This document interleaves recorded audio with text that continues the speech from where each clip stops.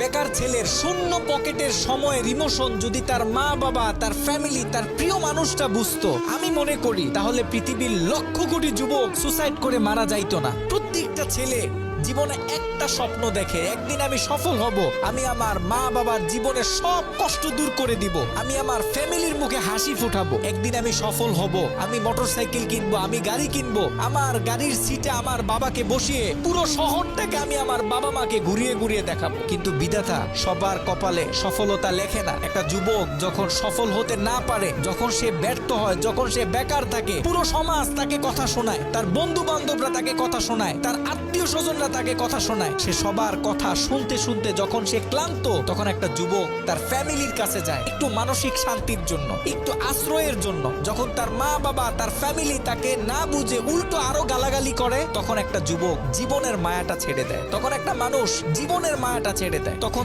তার কাছে এই পৃথিবীতে বেঁচে থাকাটা মূল্যহীন মনে হয়। প্রত্যেকটা বাবাকে বলবো, আপনার ছেলে যখন অসফল, আপনার ছেলে যখন বেকার, সবার মতো আপনি তাকে কথা শোনায়েন না, কারণ আপনার ছেলের আপনি ছাড়া তো কেউ নাই। আপনার ছেলেকে বুকে টেনে নেন, তার খারাপ সময়ে তাকে সাপোর্ট করেন, দেখবেন আপনার ছেলে জীবনে এমন কিছু করবে যেটা আপনি কখনো কল্পনাও করতে পারেন নাই। প্রত্যেকটা মানুষের ভিতরে প্রতিভা লুকানো থাকে, প্রত্যেকটা মানুষই পারে এই যুগ জমানা পাল্টে দিতে। আপনি তাকে গালাগালি না করে, আপনি তাকে অতিরিক্ত শাসন না করে, তাকে মোটিভেশন দিন, দেখবেন সে জীবনে অনেক ভালো কিছু করবে।